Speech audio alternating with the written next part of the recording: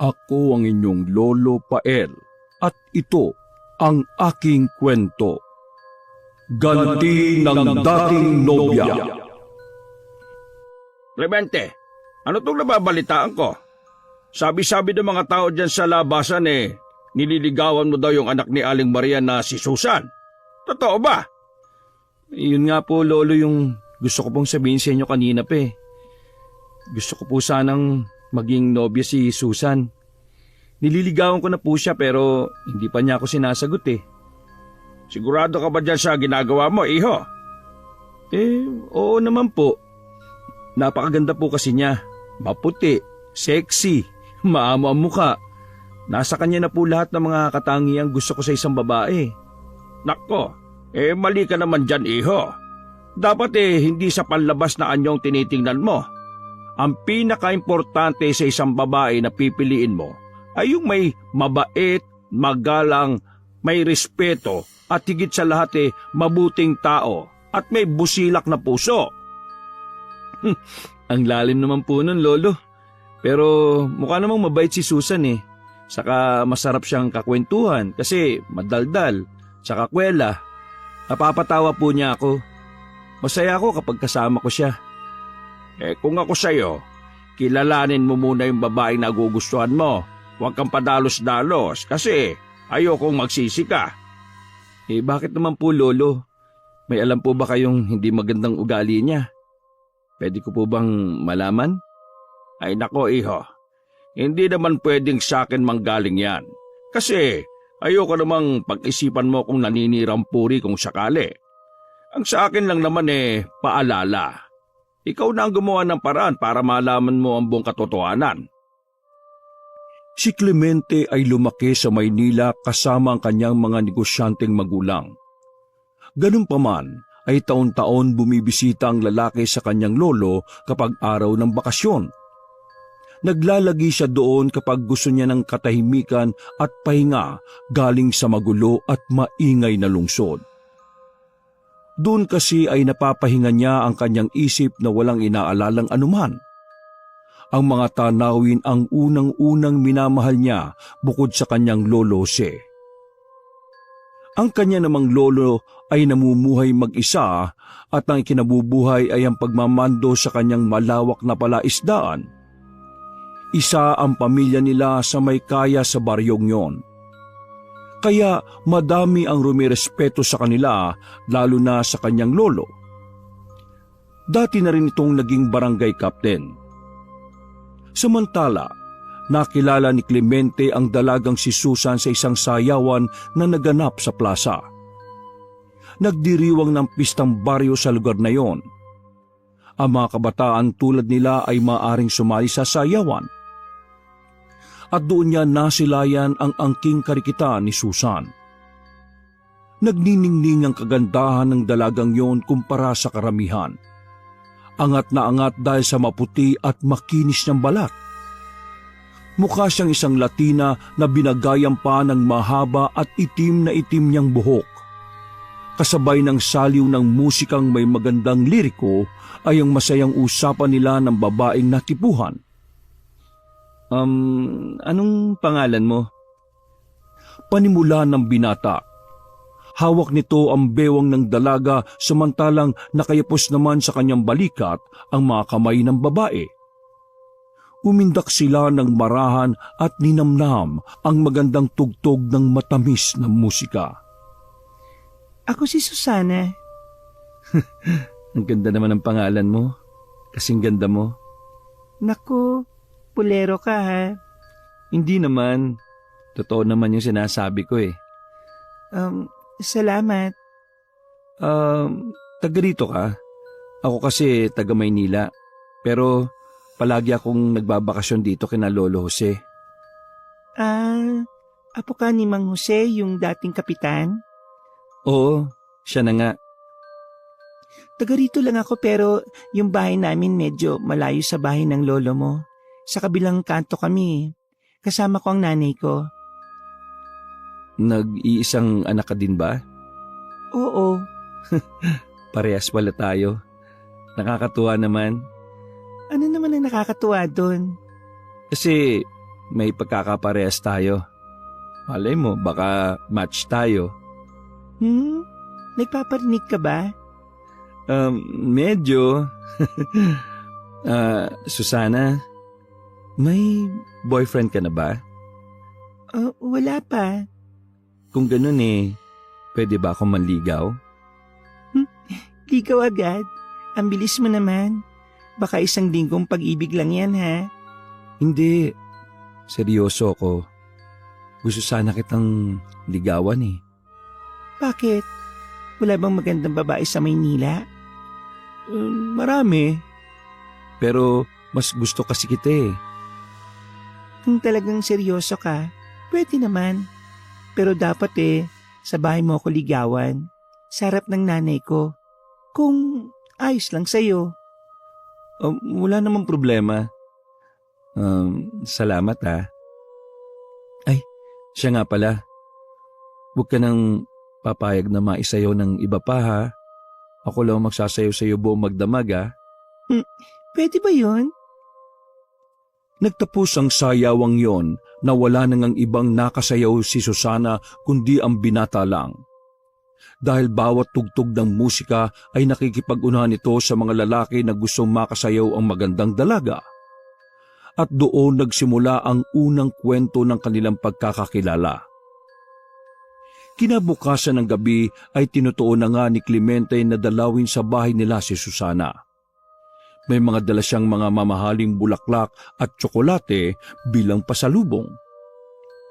Nagdala rin siya ng pagkaing mapagsasalu-saluhan nila kasama ang ina ng dalaga. Tuwang-tuwa siyang sinalubong ng babae at malugod nitong tinanggap ang kanyang mga regalo. Samantala ay tila nahihiya namang makipag-usap sa kanya si Aling Maria.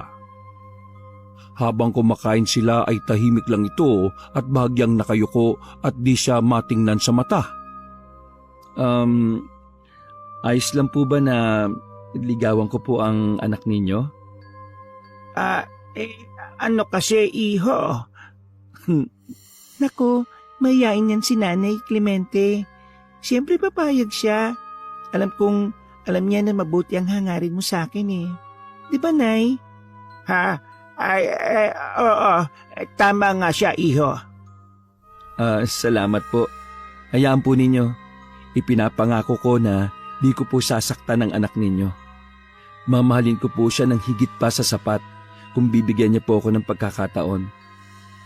Abot-abot ang naging ngiti ng dalaga nang marinig yon mula sa labi ng lalaki.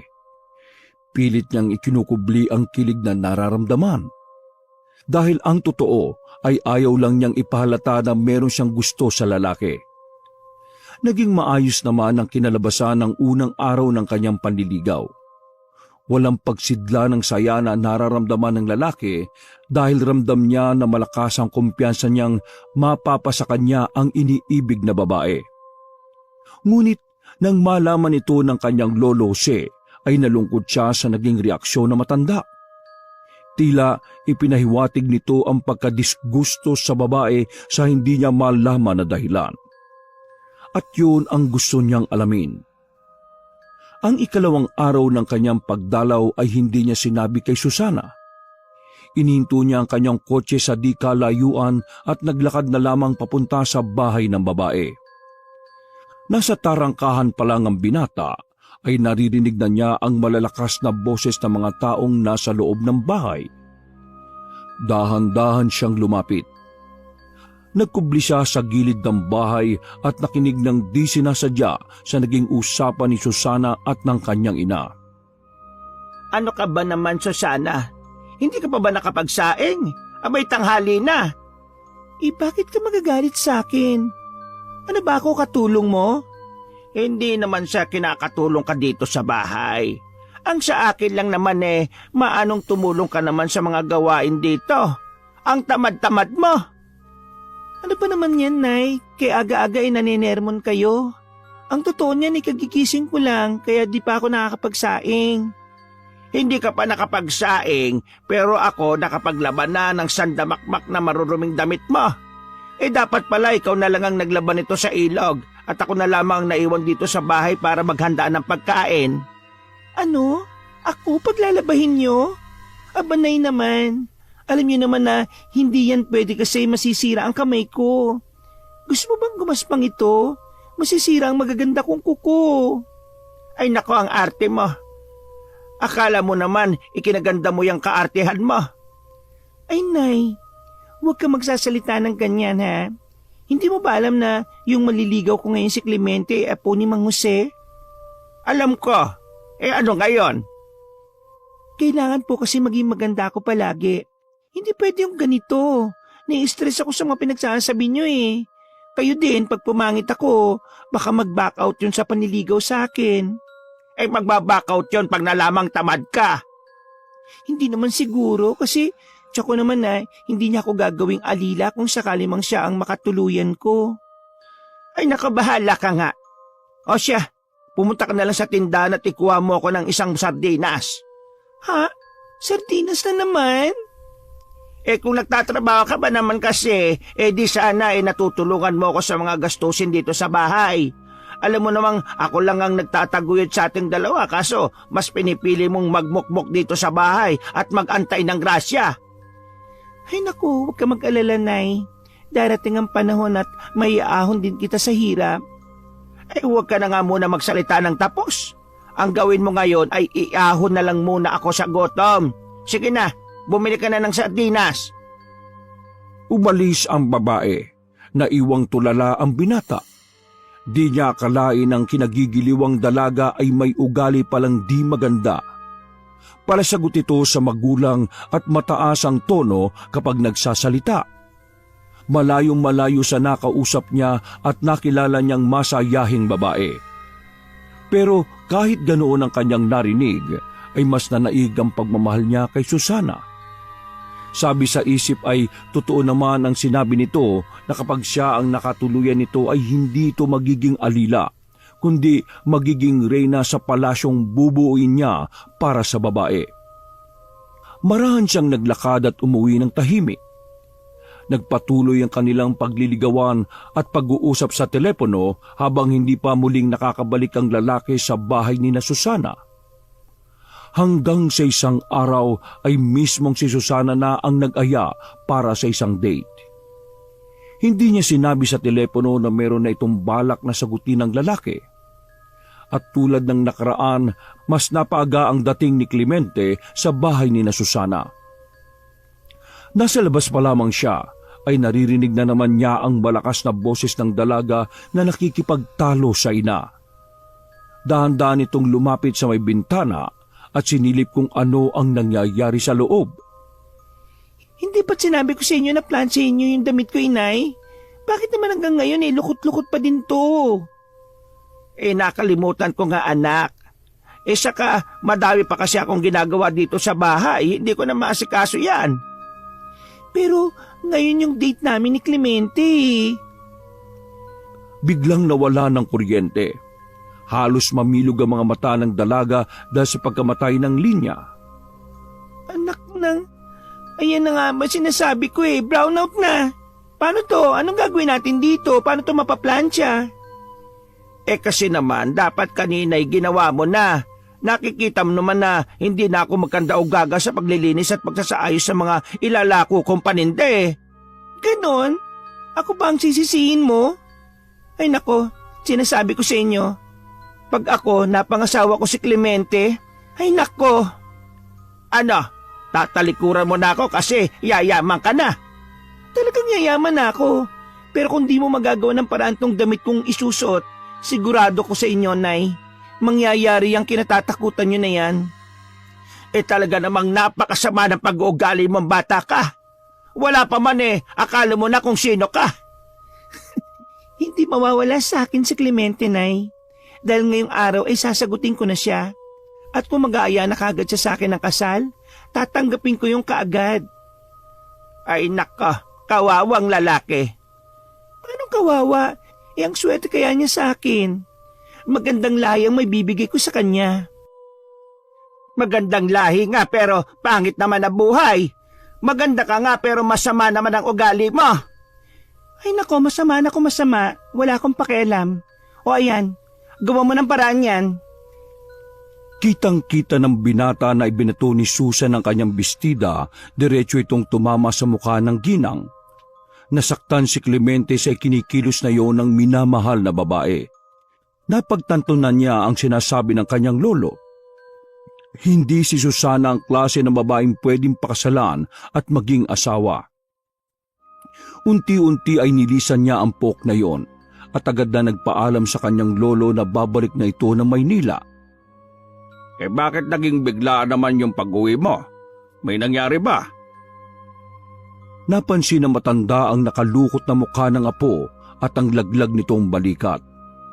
Alam niyang may matinding pinagdaraanan nito at hindi rin normal na bigla nitong tinatapos ang kanyang pagbabakasyon. May natitira pa siyang 1 linggo kaya nagtaka siya kung bakit bigla na lamang nagpaalam ang apo. May problema ba? Pwede mo namang sabihin sa akin, apo. Nagugulan kasi ako, lolo eh. Ano bang bumabagabag sa'yo? Ang totoo po ngayong araw po sana ako sasagutin ni Susana. Kaso wala na po akong balak na siputin siya eh. Ha? Bakit naman? Tama ka, lolo, sa sinabi mo sa akin na dapat kilalanin ko muna yung babae na gusto kong ligawan. Maganda po siya, pero masama po ang ugali Ayoko kasi sana na manggaling sa akin yan. Pero matagal ko nang alam na ibang ugali ng batang yon. Medyo maldita sa kanyang ina at bastos. Oo, nakita ko nga po Hindi ko po lubos maisip na sa likod ng magandang muka ay may nakatagong pangit na kalooban. Pangit na pag-uugali. Kaya nga sana maging makilatis ka. Nagpaalam ka na ba sa kanya? Hindi na po. Ang totoo niyan nandun ako kanina, pero hindi na po ako nagpakita. Ang lagay, iwan mo na lang siya na di mo man lang sinasabi yung dahilan kung bakit di mo na itutuloy yung panliligaw mo sa kanya. Hindi na po siguro kailangan. Baka po kasi magalit siya sa akin Hindi ko po alam kung kaya kong marinig yung mga sumbat niya kung sakali. O sige po, uwi na po ako. Tatawag-tawag na lang po ako at saka baka matatagalan pa ako bago ako makabalik. Hindi, apo. Huwag mong talikuran ng mga bagay na sinimulan mo, lalo na't wala kang balak na tapusin. Harapin mo si Susana at maging tapat ka sa kanya. Sabihin mo ang nararamdaman mo sa kanya. Sige po. Susundin ko po yung payo ninyo. Salamat po, lo. Gabi man pero kakaiba ang dilim ng langit. Napansin ni Clemente na tila pabagsak ang isang malakas na ulan habang nilalakad niya ang daan papunta kina Susana. Naisip niyang sana ay dinala na lang niya ang kanyang sasakyan para walang problema. Mabigat ang pakiramdam ng binata at anumang oras tulad ng ulan ay nagbabadyaring tumulo ang luha sa kanyang mga mata dahil sa hindi niya maintindiang emosyon na nararamdaman. Humigit siya ng isang malakas na buntong hininga bago niya katukin ang pinto ng bahay nila Susana. Tao po! Tao po! Pinagbuksan siya ni Susana. Malapad ang pagkakangiti nito dahil sa wakas sa loob ng halos 2 oras na pag-aantay ay nagpakita din sa kanya ang lalaki. Mabuti naman dumating ka na. Kanina pa ako naghihintay sa iyo Hindi umimik ang lalaki. Inaya siya sa pagpasok sa bahay pero hindi siya kumilos ni magsalita. Hindi niya alam kung paano sisimula ng pamamaalam. Biglang bumakas sa mukha ng dalaga ang matinding pag-aalala nang mapansin ang kakaibang iginagawi niya. May problema ba? Bakit ayaw mong pumasok? Ano kasi, hindi ko na itutuloy yung panliligaw ko sa iyo, Susana. Nakayukong wika ng binata. Agad namang kumunot ang noo ni Susana at ipinaulit pa niya kay Clemente ang huling sinabi nito. Ang sabi ko, tapusin na natin kung ano man yung nasimulan nating dalawa. Teka, wala pa nga tayo Nakikipag-break ka na kagad. Ano to? I'm sorry. Anong dahilan ng pagbabago ng isip mo? Nagkamali ako, Susana eh. Hindi ko alam kung paano sasabihin to sa'yo pero hindi kasi ikaw yung babaeng pasok sa standards ko eh.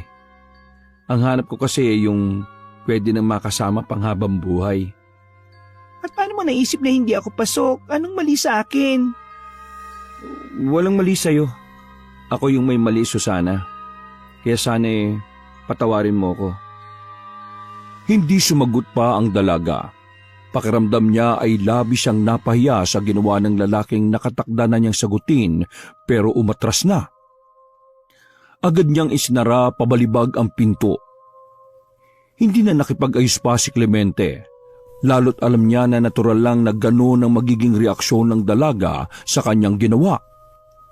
Ngunit kahit gaano pa man kahirap aminin ang bagay na yon, ay nagawa niya. Gumaan maski papano ang kanyang pakiramdam. Ngunit lingid sa kanyang kaalaman ay nakatingin sa kanya ang dating nililigawan. Isang matalim na tingin ang kanyang iginawad sa papaalis na binata. Pagbalik niya ng Maynila ay unti-unting nilimot ng binata ang dalagang nakilala niya sa probinsya. Itinoon na lamang niya ang kanyang buong atensyon sa pag-aaral hanggang sa siya ay makatapos bilang isang guro. Bagamat mula sa isang may kayang pamilya ay mas pinili nito ang pagiging isang guro. Pangarap kasi niya ang makapagturo sa mga batang walang kakayahang makapag-aral. Madalas siyang magboluntaryo na sumama-sama sa iba't ibang programa na may kinalaman sa pagtulong sa mga nangangailangang mga bata. Sa isang baryo na misang pinuntahan nila, nakilala niya ang isang babaeng ang pangalan ay Josie. Ang babae ay isang dating OFW at nagtatrabaho sa Thailand bilang isang guro. Nang magkakilala sila, ay agad naramdaman ni Clemente na may kakaibang kuryente siyang naramdaman habang kausap ang dalaga. Mayumi ito at maganda. Hindi siya masyadong madaldal at medyo formal kung magsalita, pero magaan lang ang kanyang boses. Ingat na ingat sa kanyang mga kilos. Natuklasan niya kung anong klase ng babae si Josie nang minsang mapadpad siya sa mismong baryo ng babae. Kilalang kilala pala siya sa kanilang barangay bilang ninang ng bayan dahil mahilig sa pamimigay ng mga regalo lalo na kapag merong mga okasyon. Kinagigiliwan din siya dahil mahusay siyang makisama. Pinananabikan palagi ang kanyang pagdating sa baryo galing sa abroad. Dahil tsak na kung hindi ito magpapakain ng masarap na pagkain, ay nagpapa-outing ang dalaga sa mga magagandang pasyalan. Mula namang galing sila Clemente sa baryo ni na Josie ay sumama na rin at nakilahok ang babae sa pagboboluntaryo. Hanggang sa isang araw, habang namimigay sila ng mga nakasupot na groceries at school supplies sa mga bata, ay bigla na lamang nawalan ng balanse ang babae habang naglalakad. Napatid ito sa isang nakausling bato. Mabuti na lamang ay naging mabilis ang ginawang pagkilos ng binata. Nasulon niya ang dalaga gamit ang matipuno niyang bisig. Tila tumigil ang oras nang biglang magtagpo ang kanilang mga mata. Kakaiba ang tibok ng kanyang puso na parang mas lalong natukso sa lamyos ng boses ng babaeng hawak. Salamat. Bumitaw sa pagkakahawak ang babae nang maitayo siya ni Clemente. Mag-iingat ka ha? Oo nga eh. Ay nako, ewan ko ba kung saan ko naman na yung pagiging lampa ko. Isang ngiti ang iniwan ng dalaga bago ito tumalikod palayo sa binata. Ang hindi nakita ng lalaki ay hawak nito ang kanyang dibdib na parang nais niyang muling titigan ng binata na sumalo sa kanyang pagkahulog. Gusto niya sanang lingunin ang gwapong mukha nito, ngunit naunahan siya ng matinding kaba. Samantala, si Clemente naman ay huminto na rin sa pagakbang at agad na tumingin sa likuran. Pero wala na roon ang babaeng nakabangga. Ang una nilang pagkikita na yon ay muli pang nasundan. Hanggang sa hindi inaasahang pagkakataon ay muli niyang nakita si Josie sa eskwelahang napasukan niya. Nag-apply ang binata bilang guro sa paaralan kung saan nagtuturo na pala si Josie at nagkataong ang dalaga ang tinawag ng punong guro upang magbigay ng mga impormasyon na dapat itong malaman at masabi dito ang ilang mga patakaran ng paaralan at iba pa. Nang makalis ang prinsipal, saka lamang nag-usap ang dalawa at halos sabay na nagtawanan. Ikaw na naman? Small world, no? Dito ka pala nagtuturo? Oo, wala pa akong 3 buwan dito. Tulad mo, bago din. Hindi na kasi ako bumalik sa Thailand dahil iba pa rin talaga kapag nasa sarili tayong bansa. Baka kasi kaya di ka na nakabalik sa ibang bansa kasi may ibig ipahiwatig ang tadhana. Ano? Kunwaring pagtatanong ng dalaga maski narinig naman niya ang sinabi ng binatang kausap. Wala. I mean, ayos ba dito? Oo naman, ayos lang ako. Sabay na nagtawanan ng dalawa at doon nagsimula ang kwento ng kanilang pagmamahalan. Naging masaya sila sa piling ng isa't isa. Naging maayos ang takbo ng kanilang relasyon. Naging sandalan ng bawat isa sa lahat ng mga nagiging problema. At isa sa matinding pinagdaanan nila ay ang pagkamatay ng ina ni Josie. Mabilis sa pinuntahan ni Clemente ang kasintahan. Naabutan niya itong nakatulala lang at hindi nagsasalita. Ngunit nang makita siya nito ay doon pa lamang dumaloy ang kanyang mga luha. Pinatayo niya sa kinauupuan ng babae at niyakap niya ito hanggang sa tumahan. Wala na si Mama. Iniwanan niya ako. Mag-isa na lang ako, Clemente. Hindi ka mag-isa. Sasamahan kita, hindi kita iiwan. Nagpatuloy sa pagluha ang dalaga at halos mabasa na ang damit ng lalaki. Handa kitang samahan sa buhay, Josie. Wika ng lalaki na nakapagpatigil sa pag-iyak ng dalaga nang makuha ang ibig sabihin nito. Lumipas ang ilang buwan at araw, mas lalong naging malalim ang ugnayan ng dalawa. Hanggang sa isang araw ay bigla na lamang nag-propose ang binata sa minamahal na babae. Seryoso ka ba? Oo naman. Ilan pa ba ako nagbiro? O ano? Anong sagot mo sa tanong ko? Will you marry me? Sige na nga. Anong sige na nga? Sige na oo, magpapakasal ka na sa akin? O sige na napipilitan ka lang? Yes ang sagot ko. Agad nitong niyakap ang babae na mahigpit. Labis ang tuwa na kanyang nararamdaman sa pagpayag na iyon ni Josie. Ang kanilang pagsasama pagkatapos ng kasal ay isang larawan ng isang perpektong pagsasama na kung saan di kailanman nila naging sakit sa ulo ang isa't isa. Ang kanyang napangasawang babae ay walang ibinigay na problema. Ipinakita nito ang pagiging malambing, mapagmahal at maalaga na misis. Mahal, gusto ko sanang magbakasyon muna tayo sa probinsya ng lolo eh. Ayos lang ba sa'yo? Kay Lolo si ba? Naku, siyempre gustong-gusto ko, no? Magugustuhan mo doon, promise. Maganda, malinis ang hangin, tahimik ang kapaligiran. Tapos, sariwa yung mga prutas. Ano ka ba? Huwag mo nang isi-isayin yung mga katangian ng probinsya. Alam mo nung bata pa ako, dinadala din ako ni Mama doon sa Bulacan. Taga doon kasi yung angkan niya eh. Taga roon pala kayo. Nakakatuwa naman. Magkalapit lang pala tayo ng probinsya. Ako ay sa Nueva Ecija lang. Sa Pantabangan. Diyan ba yung may dam? Parang maganda nga dyan kasi napapanood ko sa mga vlog sa YouTube. Alam ko merong hanging bridge na magandang pasyalan tapos ano nga yun? Yung dam na sinasabi mo, nakalitaw na ngayon yung lumang bayan na pinalubog para magkaroon ng dam. Dating bayan na pinalubog? Ibig sabihin mga bahay, munisipyo at... Sementeryo.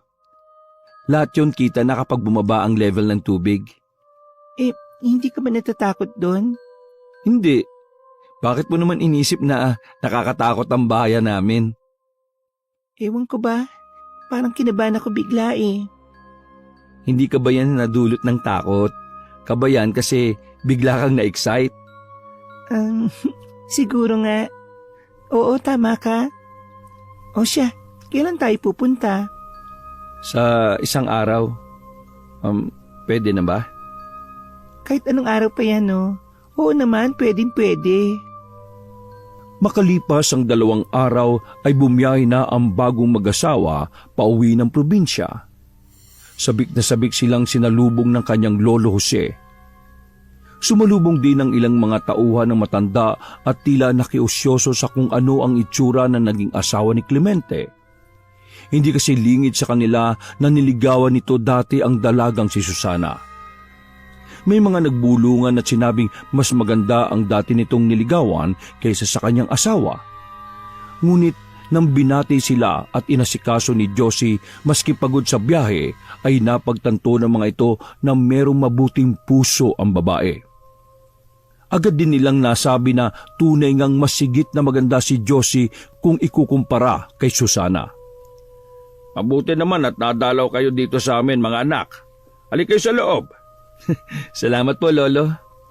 Totoo nga pala yung sabi ng asawa ko na talagang maganda ang lugar ninyo. Abay, salamat naman, iha, at nagustuhan mo. Naging palagay agad ang puso at isip ng babae sa lugar at sa mga tao na nakasalamuhan niya sa tahanan ni Lolo Jose. Ayon sa kanya ay tunay na mababait at masayahin. Samantala, ng bandang hapon ay nagpaalam si Clemente at ang kanyang lolo na pupunta lamang sa kanilang isdaan. Hindi na sumama si Josie. Pinili na lamang niyang magpaiwan kasamang isang kasambahay na matanda. Plinano nila na magluto ng isang masarap na hapunan. Habang naghihintay ng oras ang babae ay lumabas ito sa bakura ni Mang Jose. May nakita siyang isang duyan na nakasabit sa puno ng mangga, malapit sa entrada ng bahay. Gawa sa rata ng nasabing duyan. Nahiga siya doon at pansamantalang nag-relax. Ngunit hindi pa man siya nagtatagal doon ay napaupo siya nang maramdaman na parang may nagmamasid sa kanya at hindi nga siya nagkamali. Mula sa kabilang bahagi ng kalsada ay nakatayo ang isang babae na halos kaedad lang niya. Nakatingin ito sa kanya ng diretsyo. Hello, magandang hapon. Binati niya ang babae ngunit hindi ito gumanti bagkus ay isang matalim na titig at irap ang ginawa nito. Ipinagwalang bahala na lamang yun ni Josie. Dahil sa iginawi ng babae ay pinili na lamang niya na bumalik sa pagkakahiga sa duyan. Inisip na baka may pinagdaraanan lang na masama yung kausap kaya medyo masungit. Nang magkaiwasan na ng tingin ay may narinig siyang tila bulong. Tila isang dasal na di maintindihan dahil mula sa ibang lengguwahe. Nakaramdam siya ng kilabot ng gumapang sa kanyang katawan ang kakaibang lamig. Binaliwala na lamang ulit yun ni Josie at nagpatuloy sa kanyang pagduduyan. Kinagabihan ay nakaramdam na ng kakaiba si Josie. Nilalamig siya kaya pinili nitong pumasok na muna sa kanilang silid upang doon na antayin ang kanyang asawa. Kinuha niya ang kumot at siya'y nagtalukbong. Wala pang 5 minuto ay narinig na niya ang paghinto ng isang sasakyan sa tapat. At ilang sandali pa'y ang pinto naman ng silid. Mahal, bakit ka nakatalukbong ng kumot? May nararamdaman ka ba? Nilapitan nito ang asawa ng di sumagot. Dahan-dahan nitong inangat ang kumot at inilitaw ang mukha ng asawa. Ganun na lamang ang pagkagimbal niya nang makapang tila bulkan sa sobrang init ang asawa. Habang nanginginig na wari giniginaw. Ang taas ng lagnat mo, mahal. Anong nangyari? Lolo! Ako'y kinakabahan naman sa pagtawag mo. Ano ba nangyari? Si Josie po, nilalagnat kasi. Ano? Patingin nga. Sinalat ng lolo ang katawan ng babae habang nakabalot pa ng kumot. Pagkatapos ay mabilis niyang tinanggal ang kumot na nakabalot dito upang maibsan ang init na nararamdaman nito. Pero labis ang kanilang gulat nang makita ang katawan ni Josie. May mga tumutubong tila mga rashes na mapupula at ang iba ay malalaki at parang paltos. Ang makinis nitong balat ay nagmistulang nasunog sa araw at biglang nangulubot ng bahagya. Mahal, dadaling kita sa ospital. Ano ba nangyari? May allergy ba sa pagkain ng asawa mo? Wala naman pulo eh. Abay, baka nakasagi naman kayo ng masamang elemento kaya siya nagkaganyan. Kailangan ko po siyang madala sa doktor, Lo. Samahan niyo po ako. Sige, sandalit ihanda ko lang yung sasakyan. Pagdating sa ospital ay kaagad na sinuri ang dalaga. Ngunit ayon sa mga doktor na sumuri dito ay hindi pa nila matukoy kung anong klase ng sakit sa balat ang dumapo kay Josie. Wala rin naman silang makitang kakaiba sa mga lab results ng babae. Normal lahat maliban sa mataas na temperatura. Pinainom na lang ito ng pampababa ng lagnat at gamot para sa pangangati. Kumusta na ang nararamdaman mo, mahal? Medyo ayos na ako kaso mapdi at masakit ang mga tumutubong sugat sa katawan ko eh. Ano ba kasing nangyari? Ba't ka nagkaganyan? Hindi ko alam. Basta na lang ako nilamig. Akala ko lagnat lang. Na-confine sa ospital ang babae sa loob ng halos 3 araw. Nawala na ang kanyang lagnat subalit ang mga sugat ay lalong dumarami. Maging ang kanyang mukha ay tinubuan na rin. May ilan na rin nagnanaknak at nangangamoy. Tila pinandirihan na rin siya sa ospital. Apo, mukhang hindi gumaganda ang kalagayan ni Josie dito sa ospital Oo nga po, Lo. Kung subukan kaya natin siyang ipatingin sa kilala kong albularyo. Po? Subukan lang naman natin. Total mas lalong lumalala lang yung kalagayan niya dito sa ospital. Bakit nyo naman po naisip na dalhin siya sa albularyo? Sa palagay ko kasi, ay maaring engkanto o kulam ang dahilan kung bakit nagkaganyan ang asawa mo. Kulam po? Sino naman po mangungulam sa kanya? Hindi ko alam, pero mabuti pa uwi na lang muna natin si Josie. Dahil kung totoo ang hinala ko na kulam yan, walang magagawa ang mga doktor sa kanya. Pagkalabas ng ospital ay agad bumiyahe ang mag-anak papunta sa Lupaw. Doon naninirahan ang kaibigang albularyo na matanda na ayon dito ay isang pugaw. Tinawag na pugaw ang matandang albularyo dahil kabilang ito sa grupo ng mga Ifugao at galing siya sa Benguet.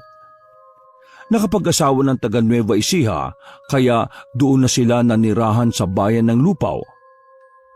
Pagkakita pa lamang sa dumating ay kaagad na silang sinalubong ng isang matanda na halos kay edad lamang ni Lolo Jose. May katangkaran ng lalaki at kakikitaan ng magandang pangangatawan. Aba, Jose, ikaw pala yan. Oo, abay kumusta ka na? Long time no see Kaya nga hindi na ako nadadalaw sa inyo doon sa Pantabangan kasi eto, nag-aalaga na ako ng apo ko. Kaibigan, meron sana akong ilalapit sa iyo Alam ko na, kanina ko pa nararamdaman. Sige, dalhin niyo dito ang pasyente. Agad ipinasok sa loob ng bahay ang naka-wheelchair na si Josie. Kumuha ng planggana na may tubig ang matanda at kandila. Sinindihan nito ang kandila at pinaikot-ikot yun sa planggana habang binibigkas ang orasyon na tanging siya lamang ang nakakaalam. Habag na habag naman ng lalaki sa kinasapitan ng asawa. Nasa tabi lang siya nito habang hawak ang palad ni Josie. Hindi nito pinandirihan ng asawa sa kabila ng nagnanaknak nitong mga sugat. Maya-maya ay naghugis babae ang patak ng kandila sa planggana na may tubig. Babae ang may kagagawa ng pangungulam. Sinasabi ko na nga ba hindi maganda ang kutob ko sa pagkakasakit mo Malakas ang ginamit na kulam ng sino mang taong gumawa nito sa iyo. Sa palagay ko Napakalaki ng galit niya kaya nagawa nito ang ganitong klase ng bagay. Pero wala pa naman po akong nakaalitan. Sino naman po kayang gagawa nito sa akin? Kumalma ka lang. Aalamin natin kung sino. Sige po. Nararamdaman ko ang presensya ng masamang espiritu sa iyo. Handa ka bang sumailalim sa aking panggagamot para malabanan natin ito? Opo, please. Nakikiusap po ako sa inyo. Paggalingin niyo po ako. Tulungan niyo po ako. Tutulungan kita sa abot ng aking makakaya. Ipikit mo lang yung mata mo at magsisimula na tayo. Pakinggan mo lang yung sasabihin ko, ha? Agad kinuha ng albularyo ang tila maliit na kahoy na hugis krus pagkuway kanyang dinasalan at tinipan ng orasyon. Maya-maya ay biglang nanglupaypay ang katawan ni Josie. Hinawakan ng matanda ang hinlalaki nito sa paa at inipit doon ng maliit na kahoy. Ay! Bumasag sa buong katahimikan ng nakakakilabot na sigaw ni Josie. Ibang sigaw na yon. Nanlisik din bigla ang mga mata nito habang tinititigan ng matandang albularyo. Nagngangalit ang bibig nito. Bakit mo kinulam ang babaeng ito? Subalit imbis na sagutin ay biglang humalakhak ang babae. Kaya mas lalong diniinan ng matanda ang pagkakaipit ng kahoy. Lalong nasaktan ang nakasapi kay Josie. Bakit mo kinulam ang babaeng ito? Magsalita ka! Wala kang pakialam. Pakawalan mo na ako. Hindi kita pakakawalan at mas lalo kitang sasaktan kung di mo sasabihin sa akin ang dahilan kung bakit pinaparusahan mo si Josie. Si Josie wala ang pangalan niya. Ang pangit, kasing pangit niya. Abat arugante ka pala. Bakit? Maganda ka ba? Kung hindi mo niya itatanong, ako ang pinakamagandang babae sa lugar namin. Itong babae na to, wala siya sa kalingkingan ng ganda ko. Maganda ka? Kung ganon, anong dahilan mo para patubuan pa ng mga sugat ng babae? Parang pakiramdam ko ay naiinggit ka. Akala ko ba mas maganda ka sa kanya? Mas maganda naman talaga ako sa kanya. Pero narinig kong kinukumpara siya ng mga tao sa akin. Hindi ko matanggap na sabihin nilang mas maganda siya. Ganon ka ba bawang dahilan? Wala naman pala siyang kasalanan sa iyo. Hindi niya kasalanan kung ano ang sabihin ng mga tao tungkol sa inyong dalawa. Mas maganda ako sa kanya. Oo na! Maaaring mas maganda ka sa pisikal na anyo. Pero siguro nakita ng mga tao na mas maganda ang kalooban niya kaysa sa iyo. Kaya mas umayon sa kanya ang mga taong sinasabi mo. Kaya ko nga ginawa yan para pandirihan siya ng mga tao. Para pandirihan siya ng asawa niya. Teka, bakit ako nasali? Shh! Huwag kang maingay. Hayaan nyo lang kami ang mag-usap. Baka kasi makawala at di natin mapagaling ang asawa mo. Ay, pasensya na po. Para pandirihan siya ng asawa niya! Ha! Sa nakikita mo ngayon, sa palagay mo ba ay nagtagumpay ka? Nandiri ba ang asawa niya? Sa umpisa lang yan. Sigurado ako, ilang araw lang ay pandidirihan din siya ng asawa niya. Iiwan din niya yan basta-basta, tulad ng ginawa niya sa akin.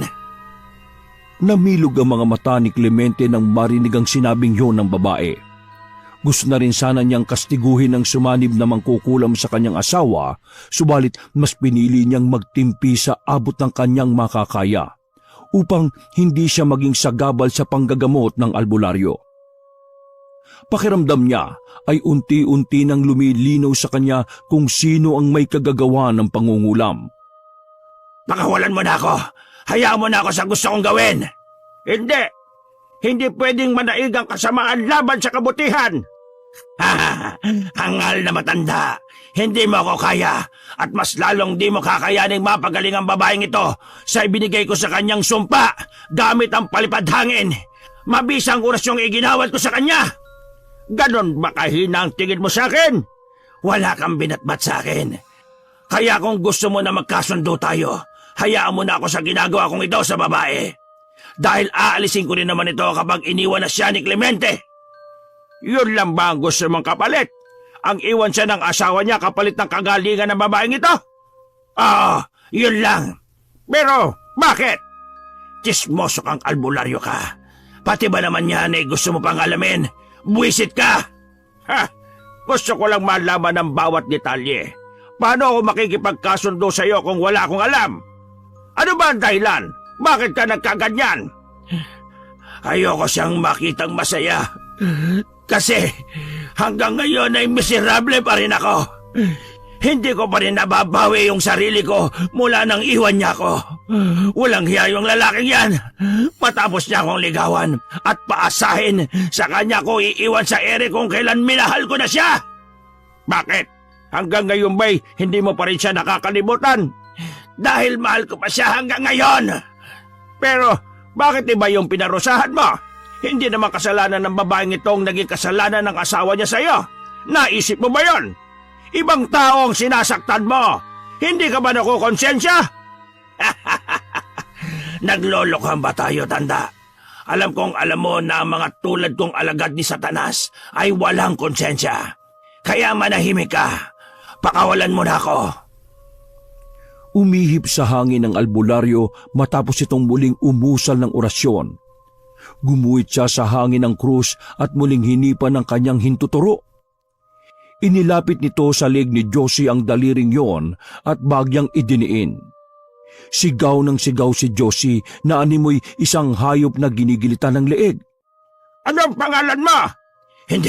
Hindi ko sasabihin ang pangalan ko. Sabihin mo sa akin ang pangalan mo. Kung hindi, gigilitan na talaga kita. Tutuluyan na kita. Kaya kong pumatayin ng mga katulad mo. Sabihin mo kung sino ka. Ngunit imbis na sagutin ito ang tanong ng albularyo ay nakipagsabayan ito ng pag-usal ng orasyon. Hindi ito napaghandaan ng albularyo. Sa isang iglap ay nawalan ng malay si Josie. Hindi, nakawala na siya. Paano po yan? Mapapagaling niyo pa po ba yung asawa ko? May isa pang paraan, iho. Huwag ka mag-alala. Yung ginawa ko kanina ay ang pinakamadali sanang paraan ng kanyang pagpapagaling. Dahil kung tinanggal nung mangkukulam ang sumpa mga 3 araw gagaling na ang asawa mo. Sige po, gawin niyo po lahat na makakaya niyo para maalis ang kulam sa kanyang katawan. Nakikiusap po ako. Mahal na mahal ko ang asawa ko. May idea ka na ba kung sino ang may kagagawa nito? Mukhang meron na po. Kasi isang babae lang naman ang nasaktan ko. Kung ako yung tinutukoy niya. Mukhang kilala ko na rin kung sino, apo. Pero hindi ba't sinabihan kita noon na magpaalam ka ng maayos sa kanya upang hindi ka magkaproblema? Ginawa ko naman po yun, Lolo. Maayos po ako nagpaalam sa kanya. At sinabi ko po yung dahilan ko kung bakit di ko na itutuloy yung panliligaw ko. Lolo, akala ko nagkaayos na kami nun . Hindi ko siya niloko. Wala akong ginawang masama sa kanya. Maaring ikaw ganon ang tingin mo. Pero mukhang dinamdam niya o nasaktan siya kasi marami na siyang inasahan kung sakaling maging kayo . Hindi ko naman kasi alam na gusto na rin niya ako . Akala ko kasi yung yaman ko lang ang gusto niya. Tulad nung palagi niyang isinusumbat sa nanay niya. Masama pala talaga ang ugali ng babaeng yon, ano? Abay, tama lang na di mo itinuloy ang panliligaw sa kanya.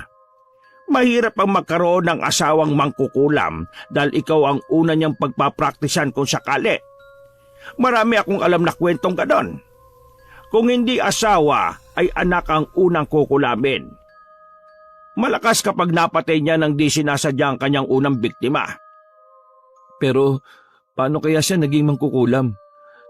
Lolo, dati na ba siyang ganon? Ang alam ko ay hindi. Wala naman napapabalita noon na mangkukulam ang nanay niya. Kailan lang nung kumalat na isa na ngang mangkukulam si Susana. Napakrus si Mang Jose ng kanyang mabanggit ang pangalan ng babae. Tila ba siya ang nangilabot? Bagya niyang hinaplos ang nangalisag na balahibo. May ilang mga kababaryo ko ang nagpagamot sa iba't ibang albularyo, yung mga pinagsususpetsa na kinulam. Iisa lang ay tinuturo . Walang iba kundi si Susana. Paano siya naging mangkukulam? Muling sinindihan ng albularyo ang kandila at muling isinagawa ang pagtatawas. Nangunot ang noon niya na makita ang mga imahe sa buong patak ng kandila. Ayon sa matandang albularyo ay may lahing manggagamot ang pamilya ni na Susana. Oo. Tama ang sinabi mo. Kasi natatandaan ko, dating nanggagamot sa pamamagitan ng paghihilot ang kanyang ina. Natigil naman yun nung iwanan sila ng dati niyang asawa. At naman na yun ni Susana. Yung kakayahan ng nanay niya, pero imbis na sa kabutihan siya pumanig, nanalo sa kanya ang bulong ng demonyo. At isinalaysay ng matanda kung paano nangyari ang ganoong bagay. Ang mga albularyo ay kailangang manatili sa landas ng kabanalan upang lumayas at makapanggamot. Subalit, mayroong pagkakataon o minsan na susubukin sila sa pamamagitan ng isang temptasyon na lalapit sa kanila at susubukin sila ng demonyo. Kung ano ba yung gagawin nila doon sa panahon na yon, na malaman nila na maaari silang magpahirap o magbigay ng sakit, o di naman ay kamatayan sa isang tao. Magiging mangkukulam ang isang nakatakdang maging manggagamot kapag natintal o naakit sila ng temptasyon na darating. At kapag tinanggap nila yon sa pamamagitan ng panaginip, ay maaaring ibigay sa kanila ang mga orasyon na gamit sa pangungulam. Madalas na dahilan kung bakit ito tinatanggap ng mga nagiging mangkukulam ay dahil may galit sila sa isang tao na gusto niyang paghigantihan. Kukunin niya ang pagkakataong yon upang maigawad niya ang iniisip na karapat-dapat na panghusga o hustisya para sa kanya. Maaari ding gusto nito na magkaroon siya ng mas mataas na antas kaysa sa ibang tao at maging makapangyarihan na kahit alam niyang mali ay gagawin pa rin niya. Posible nga na mangyari yun kasi mukhang sa akin niya talaga gustong gumanti. Isa yon sa dahilan, pero ang nakikita kong mas matimbang ay inggit. Naiinggit siya kay Josie. Kasi sa isip niya ay dapat siya ang naroon sa pwesto ng asawa mo. Paano po niyo gagamutin ng asawa ko? Tulad ng sinabi ko kanina, ay may isa pang paraan.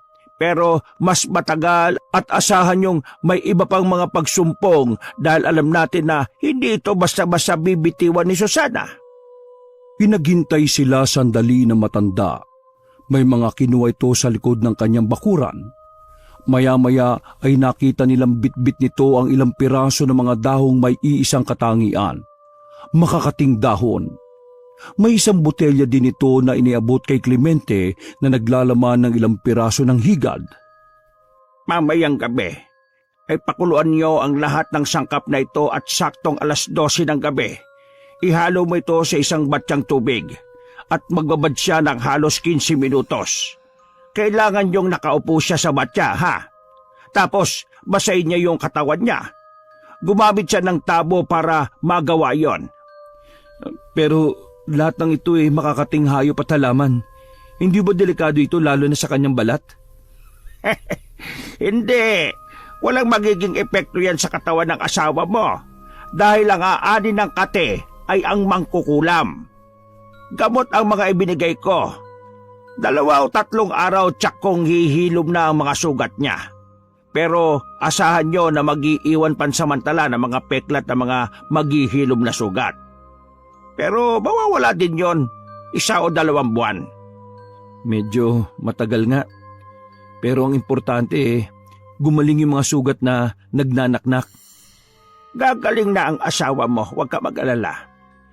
Siya nga pala, bilang patunay na totoo ang sinasabi ko tungkol sa babaeng mangkukulam. Bukas na bukas, siya ang unang magiging bisita nyo sa bahay. Pero huwag nyo siyang gagalawin o sasaktan, ha? Palagi nyo pa ring isaisip yung gintong pangaral. Huwag nyong gawin sa inyong kapwa ang ayaw nyong gawin sa inyo. Yun lang ang hiling ko. Sige po, tatandaan ko po yun. Maraming salamat po. Marami pong salamat. Naniniwala po ako na mapapagaling niyo po ako. O heto, isuot mo ang kwintas na ito, ha? At huwag na huwag mong huhubarin sa iyong katawan hanggat hindi ka nakakalayo sa mangkukulam. Iniabot nito ang isang kwintas na may palamuting bakal na hugis at sulok. Ayan ang magiging panangga at proteksyon mo kung sakaling balikan ka namang kukulam. Hindi ka niya masasaktan kapag suot mo yan. Pagkatapos na maibilin lahat ng albularyo ang kailangan nilang gawin, ay umuwi na sila. At pagdating ng 11:00 ng gabi, ay sinimulan ng ilaga ni Clemente ang mga gamot na ibinigay sa kanila ng albularyong pugaw. Isang kalderong malaki yun. At saktong pagsapit ng 12:00 ng gabi, ay nagbabad na si Josie. Sabay ng pag-upo nito sa batya ay naririnig sa paligid ang biglang pag-alulong ng mga aso. Malakas at nakapagbibigay ng labis na kilabot ang mga alulong na yon. Habang nakababad si Josie ay nararamdaman niya ang unti-unting ginhawa. Ang katamtamang init na nararamdaman ay tila isang mahika na nakapagpapagaan ng kanyang pakiramdam. Saktong 15 minutos nang umahon siya at nagtapis ng tuwalya. Pagkaahon niya ay tumigil sa pag-iingay ang mga aso. At ganun na lamang din ang kanilang pangingilabot nang makita ang mga maliliit na insekto. Katulad dito ng mga maliliit na bubuyog o tinatawag na fruit fly sa salitang Ingles. Nangamatay ang mga ito at palutang-lutang sa batya. Mahal, kumusta ang pakiramdam mo? Mas maayos na. Sa totoo lang kuminawa ang pakiramdam ko. Naku, salamat naman kung ganun. At nang gabing yun ay nakatulog sila ng mahimbing.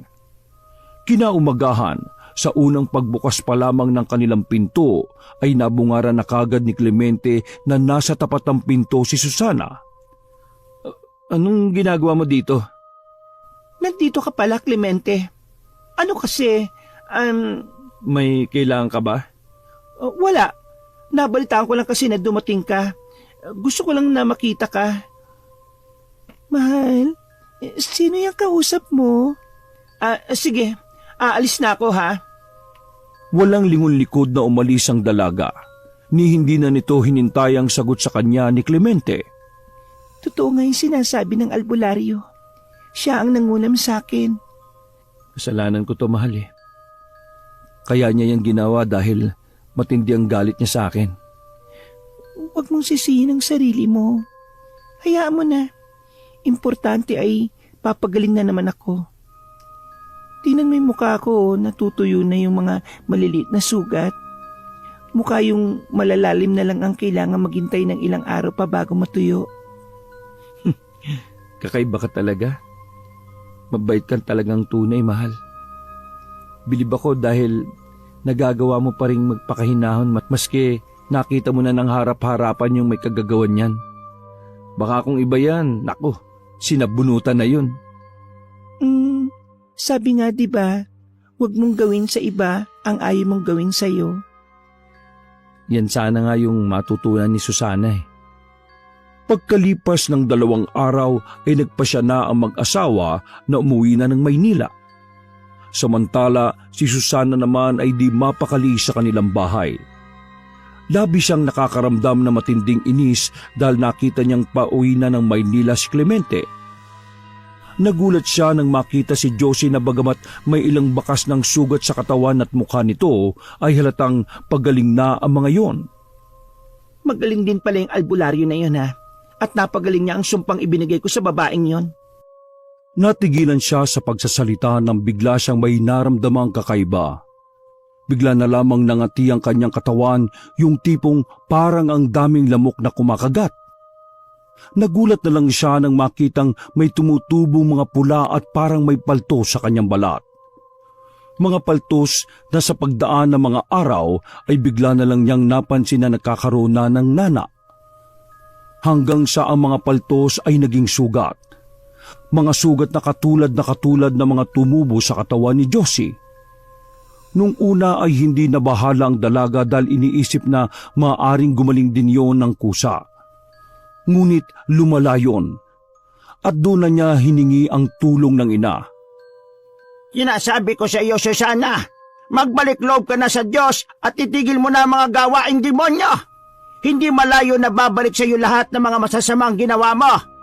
Pagalingin mo na lang kaya ako. Ang dami-dami mong pinagsasabi. Walang nagawa ang ginang. Hindi niya kayang saklawan ang mga naging desisyon ng anak dahil noon pa may matigas na ang ulo nito at parang bakal ang puso. Nalulungkot ito na tuwing makikitang lumilis ito sa kabutihan, ay wala siyang masisisi kundi ang sarili. Hindi niya napalaki na maayos ang kanyang anak. Hindi niya ito naturuang matakot sa Diyos. Lumala ang sakit ng dalaga ngunit ni isa sa mga taga-baryo ay di nalaman ang naging kalagayan niyang ito. Isinikreto nila yung mag-ina. Bagamat natagalan ang kanyang pagpapagaling, ay nagawa pa rin ni Aling Maria na lapatan ng tamang gamot ang kanyang anak. Gumaling ito ngunit naiwan ang mga peklat ng sugat sa kanyang katawan at mukha. Ang nangyaring yun kay Susana ay hindi naging lingid sa kaalaman nila Clemente at Josie. Pagkalipas ng 2 taon ay bumalik ang mag-asawa sa Nueva Ecija upang muling magbakasyon. Ipapasyal din nila ang kanilang magtatatlong taong gulang na anak na pinangalanan nilang si Ellie. Isang batang lalaki na may gwapo at maamong mukha. Halos lahat na makakita sa bata na marating nila ang baryo ay natutuwa at nagigiliw sa kanya. Ngunit sa muling pagdalaw nila na yon, ay muli nilang haharapin ang isang matinding pagsubok. Biglang nagkasakit ang kanilang anak. Sa halos 1 linggo nilang pananatili sa baryo, ay mabilis na namayat ang bata. Malalim ang mga mata at lubog ang panga. Nanunuyot na rin sa sobrang kapayatan. Bihira na rin itong magsalita na tila nahihirapan. Minsan ay nagsusuka ito ng kulay berde at may kung anong insekto na sumasama sa suka. Masama ito. Kailangan na natin dalhin si Ellie kay Pugaw. Sa palagay mo po ba kinulam na naman siya ni Susana? May suspecha ako. Patawarin niyo ako kasi may isang beses na nakita kong andito si Susana. Huli na makita kong hinawakan niyang naglalaro mong anak sa bakuran Napasuntok sa lamesa si Clemente dahil sa galit na biglang naramdaman. Sasama ko kayo ulit kay Pugaw. Tamang-tama Biyernes ngayon. Ito ang pinakamabisang araw para pwede siyang kumonekta sa masasamang elemento. Inihanda nila ang sasakyan na tagad na bumiyahe sila papunta sa lugar ng albularyo. Inaasahan ko na ang pagdating ninyo. Madali kayo. Ipasok niyo sa loob ang bata. Dali! Samantala, habang nasa lugar ng albularyo ang mag-anak, si Susana naman sa kanilang bahay ay nasa kanyang silid. May hawak itong isang manika. Gamit ang mga karayom at itim na kandila, ay isinagawa niya ang matinding pangungulam sa anak ni Clemente. Kung hindi ako nagtagumpay kay Josie noon, titiyakin ko, Clemente, na buhay ng anak mo ang magiging kabayaran sa pagsira mo sa buhay ko. At tinusok-tusok niya ng karayom ang ilang bahagi ng katawan ng manika. Napahiyaw at sigaw ng sigaw ang bata sa sakit na nararamdaman ng mga oras na yon. Inirereklamo nito ang matinding pananakit ng ulo, leeg at tiyan. Minsay nahihilo ito at sumusuka. Labis ang naging pag-iyak ni Josie nang makita ang matinding paghihirap ng anak. Nagsindi ng isang kandila ang manggagamot sa kanyang altar at nagsimulang magdasal ng malakas. Ngunit bigla itong tumahimik nang tila may premonisyon nitong nakita nang ipikit niya ang kanyang mga mata. Kamatayan! Papatayin niya ang anak niyo, Clemente. Kailangan natin magawa nito ng paraan. Walang yung babae yun. Kailan ba niya kami titigilan? Isinusumpa ko. Papatayin ko siya kapag may nangyaring masama sa anak ko. Oh, apo. Kumalma ka. Ano ba? Hindi, Lolo. Sobra ng babaeng yun Bakit kailangan niyang idamay niya ang anak ko sa galit niya sa akin? Bakit hindi na lang akong parusahan niya? Tutal, ako naman ang nagkasala sa kanya Una, si Josie. Tapos ngayon, ang anak ko naman.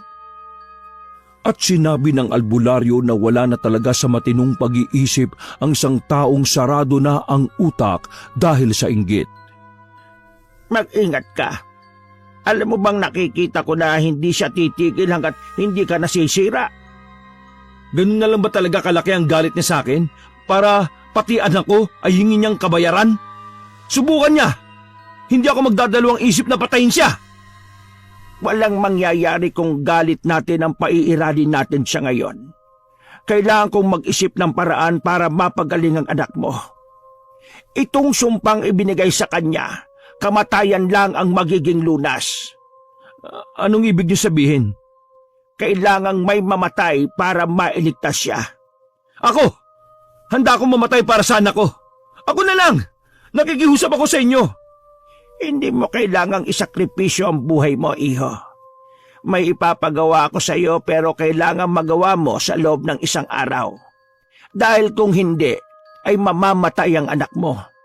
Sige ho, sabihin niyo, gagawin ko. Mabuhay lang ang anak ko. Kunin mo yung manika na ginagamit sa anak mo at palitan mo ng buhok ng babaeng yon. Sige po, gagawin ko po yon.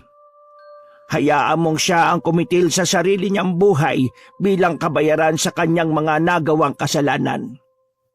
Inuwi na nila ang bata. Wala na itong lakas at tila oras na lang ay lalambungan na siya ng kadiliman.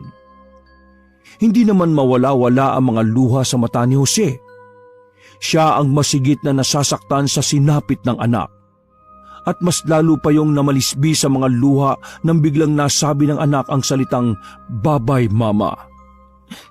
Hindi anak, wag please, gagaling ka. Clemente, nakikiusap ako, tulungan mong gumaling ang anak ko. Hindi ko makakaya pag may nangyaring masama sa kanya.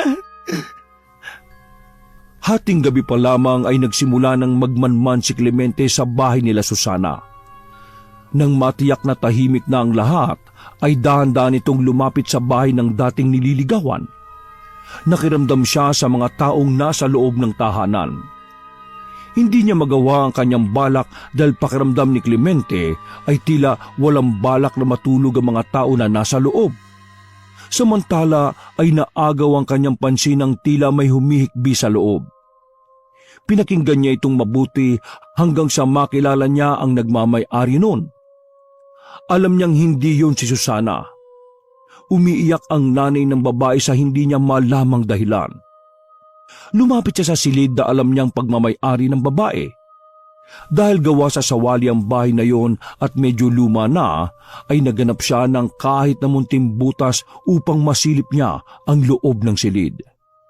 Tila naman pinakinggan ng kanyang dasal nang makakita siya ng butas na singlaki halos ng piso. Sapat na yon upang makita niya ng malinaw ang ginagawa ni Susana. Madilim ang kabuuan ng silid. Naisip niyang tulog na ang babaeng pakay. Subalit sa isang iglap lang ay biglang lumiwanag dahil sa sinindihang itim na kandila. Nakasuot si Susana ng isang itim na sutana at merong siyang belong itim. May hawak itong manika. Sa isip ay sinasabi niyang yun na marahil ang manika na tinutukoy ng albularyo. Nagsimulang umusal ng orasyon ng babae. Isang salita na di niya kayang unawain. Kuyom ang kanyang mga kamao habang pinakikinggan ang malademonyong paggalakhak ni Susana.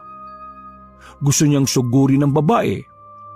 Gusto niyang sa oras na yon ay saktan na ito, lalo pat alam niyang sa mga oras na yon ay para niyang nakikita ang paghihirap ng anak. Subalit umalingaw-ngaw sa kanyang tenga ang sinabi ng albularyo. Kailangan magawa nito ang kanyang misyon. Umusal siya ng dasal sa Panginoon na bigyan pa siya ng kahit na konting pagtitimpi upang di makapatay ng tao. Sa kanyang pagdilat ay muli siyang sumilip sa butas. Ngunit biglang nanghina ang kanyang tuhod nang makita ang kasalukuyang anyo ni Susana. Kulubot ang balat nito. Nanlilisik ang mga mata at may malalaking sungay ito sa noo. Isang demonyong nakikita niyang tumutusok ng karayom sa manika. Tuluyan na siyang napaupo dahil sa panghihina. Tumayo siya at dahan-dahang naglakad. Sinikap niyang lumayo. Nang marating niya ang kabilang kalsada, ay saka pa lamang siya nakahinga ng maluwag. Nilukuban siya ng takot sa nakita. Hindi niya akalaing makakakita siya ng totoong anyo ng demonyo. Diyos ko, anong laban ko sa isang demonyo? Paano ko may liligtas ang anak ko? Laglag ang balikat niya na nagsimulang maglakad pa uwi. Agad siyang sinalubong ng kanyang lolo nang makita siyang parating. Ano apo? Nagawa mo ba? Anong nangyari? Bakit parang wala ka sa sarili? Lolo, hindi ko ho kaya. Anong hindi mo kaya? Anong ibig mo sabihin? Nakita ko siya habang nangungulam. May sungay siya. Malaki. Isa siyang demonyo, Lolo. Natigilan ng dalawa sa pag-uusap nang biglang marinig ang malakas na pag-iyak ni Josie. Agad silang tumakbo papasok sa kinaroroonan nitong silid. Clemente! Ang anak natin! Nakita ng lalaki ang naging anyo ng anak. Halos pa isa-isa na lang ang naging paghinga nito. Tinubuan na rin ito ng mga sugat at bukol sa katawan. Nagnanaknak at sobrang mabaho na tulad ng nabubulok na patay na hayop. Itakbo na natin siya sa ospital. Hindi na. Mas mahirapan siya kung ibabiyahe pa natin. Apo, sa huling pagkakataon, pilitin mong maging matapang. Para sa anak mo, may pag-asa pa hanggat nakikita natin siyang humihinga.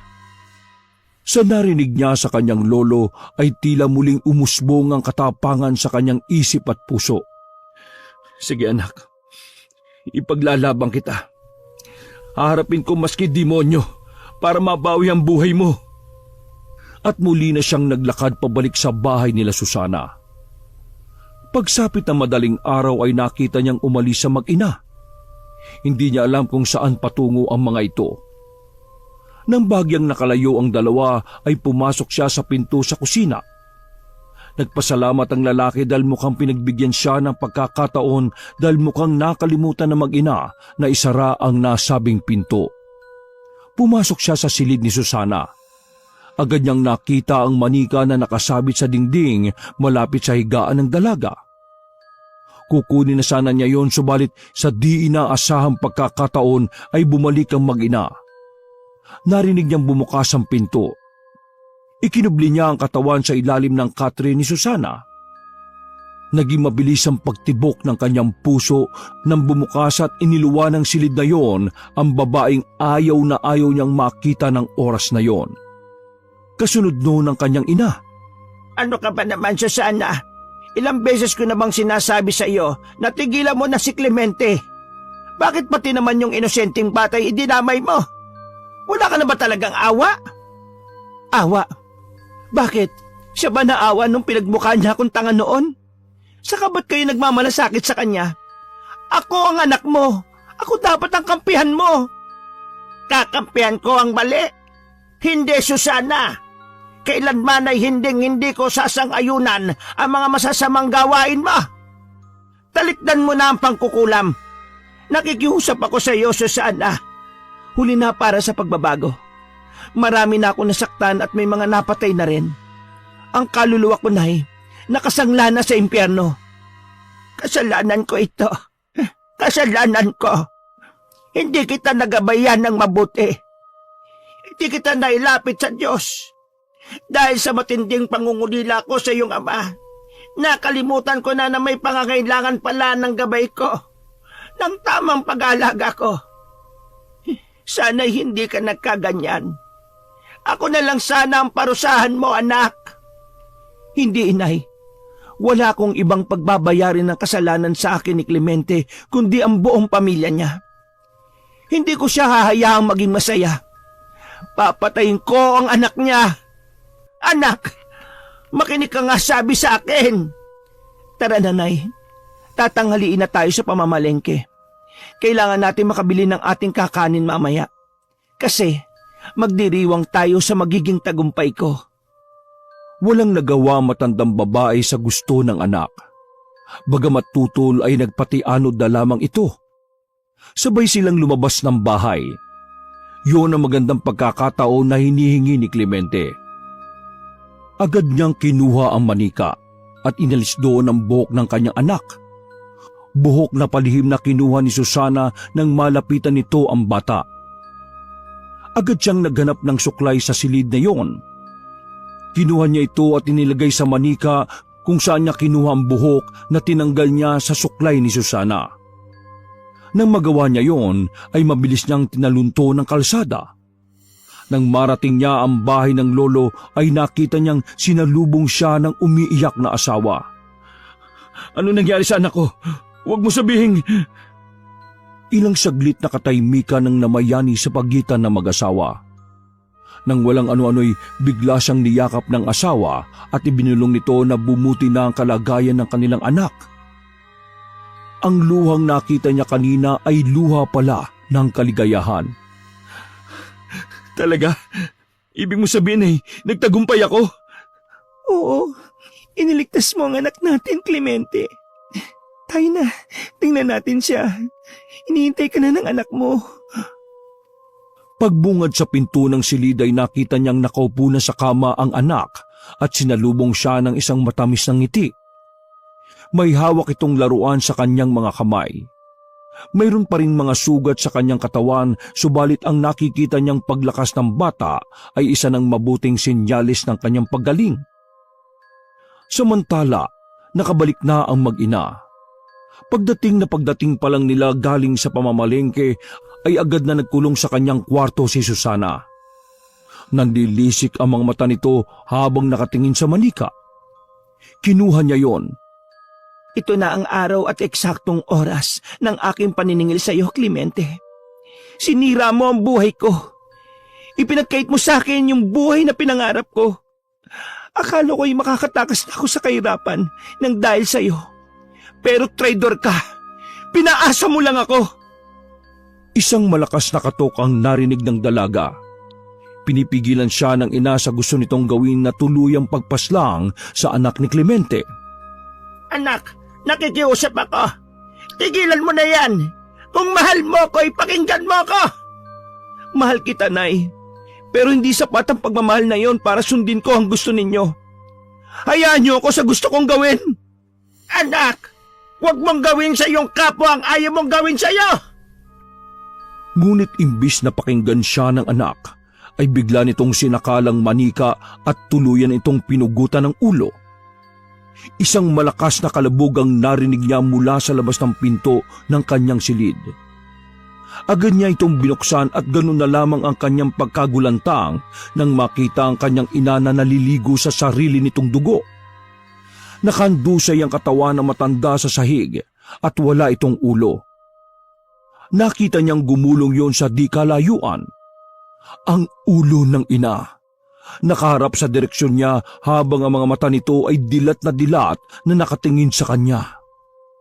Agad ibinalik ni na Clemente ang anak sa albularyo. Binigyan ito ng albularyo ng proteksyon laban sa pangungulam. Pinahiran din ito ng langis ang sugat ng bata. Ayan, gagaling na ang anak ninyo. Wala na kayong dapat pang alalahanin. Ano hong mangyayari kay Susana?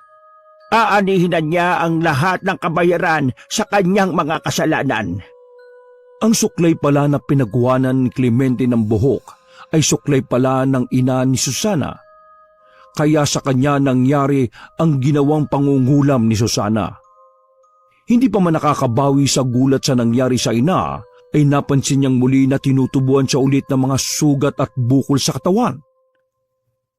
Lumipas sa mga araw ay lumala ang kanyang kalagayan. Nang makita ng mga tao ang kanyang kalagayan, ay walang nangahas para siya ay tulungan. Batid na kasi ng mga ito ang ginagawa niyang pangungulam kaya iwas na ang mga ito sa kanya. Walang silbi ang pinagmamalaki niyang kagandahan dahil sa nangyari sa kanya. Diring-diri na ang mga tao sa kanyang pangit na ugali at isa pang dahilan kung bakit ito pinagdidirihan ay dahil buhay pa siya pero nagsisimula na siyang mabulok. Wakas! Ako ang inyong